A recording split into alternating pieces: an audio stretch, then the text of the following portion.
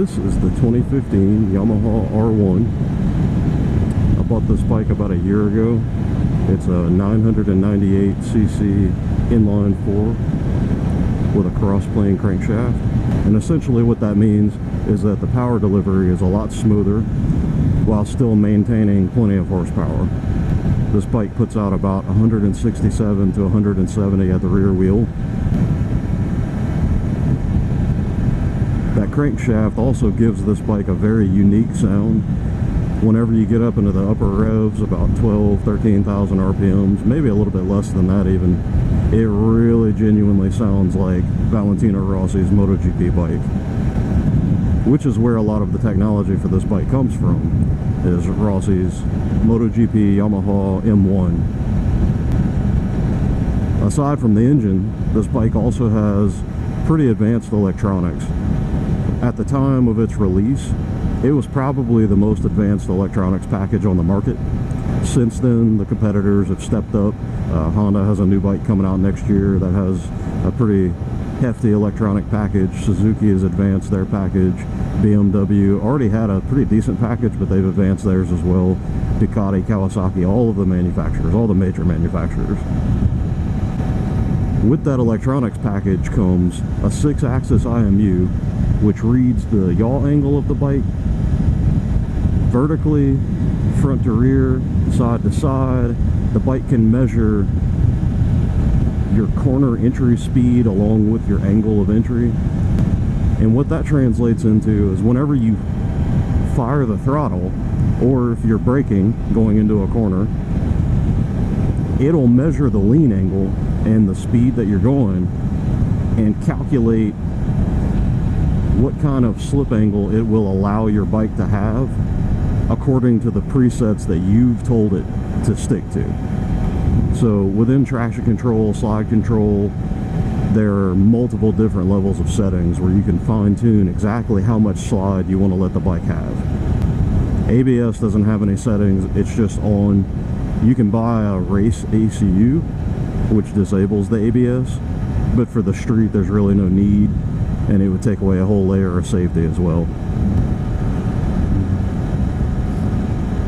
Along with that technology, you get wheelie control, you get rear tire lift control under hard braking, you get launch control, a quick shifter. The quick shifter has a couple of different settings. One's a little bit more aggressive than the other, but they're essentially the same. The only thing this bike doesn't really have is an auto blip downshifter, but you can get an aftermarket one from Graves Yamaha for not that much money. And if you bought this bike new, you probably won't mind paying a little bit extra for that system. I haven't done it to mine just yet, but I do plan on doing it. Not that it's a big inconvenience. Usually if you're having a little spirited ride, you're going to modulate the clutch anyway just to adjust engine braking under deceleration.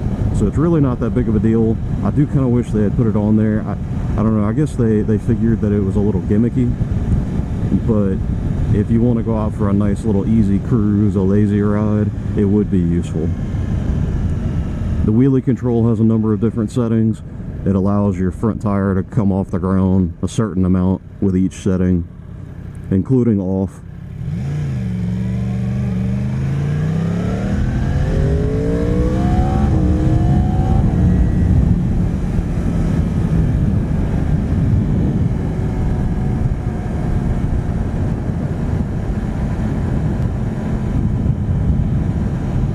I already mentioned the slide control and traction control.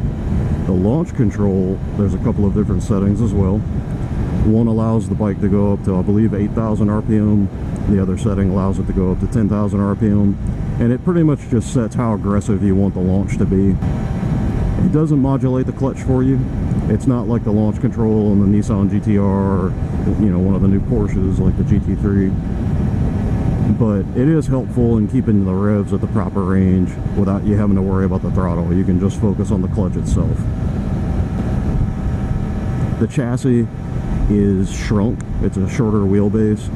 It's very similar to a few years ago, one of the Super Sports, one of the 600cc R6s that they produce.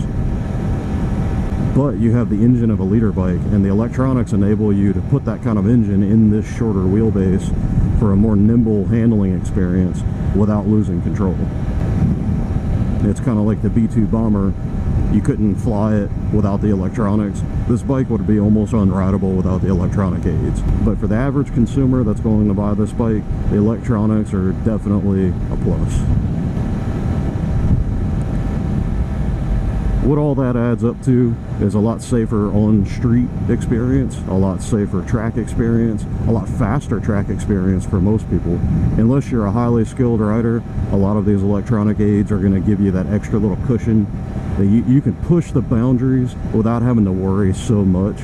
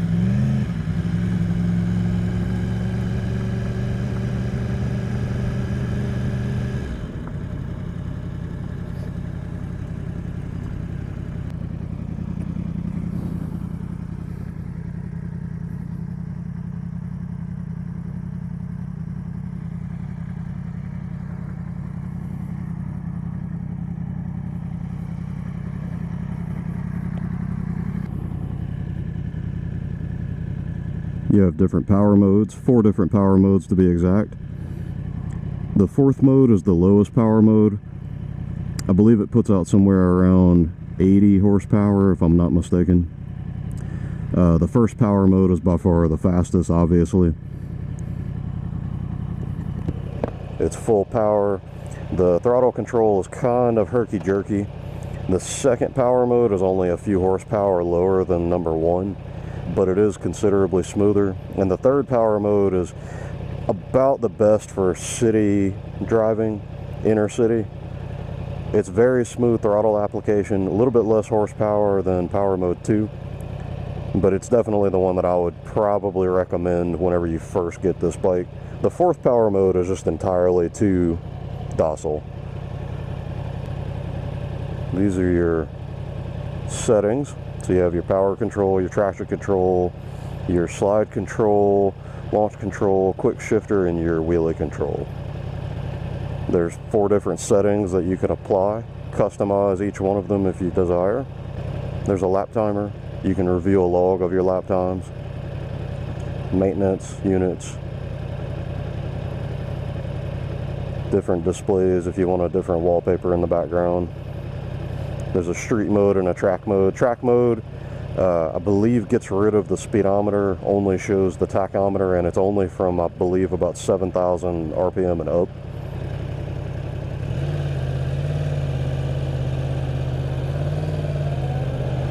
Ooh, looks like I already need some gas.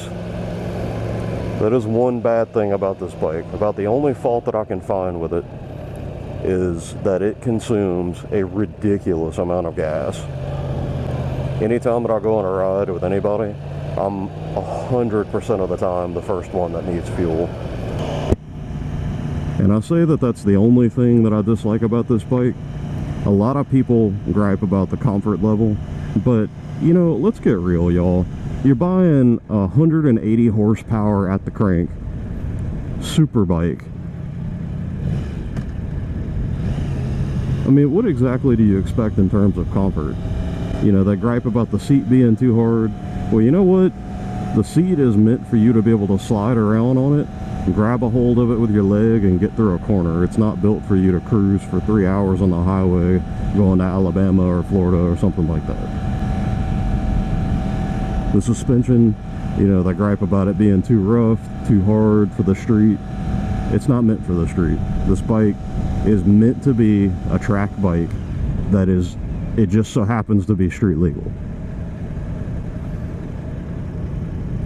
If it bothers you that much, soften the preload all the way up, get some different springs if you need to, get a thicker seat, but I definitely wouldn't call any of those things cons of the bike. Now, the fuel consumption, I would call a con of the bike, because even if you intend for this bike to only be for the track, you still need to consider fuel consumption. You know, you're not going to win any races if you run out of fuel on the track, right? So I do wish that they had done a little bit better with that. The power output's great, but it is just outrageous how much fuel this thing consumes. So that's why I say this is the only problem that I have with the bike.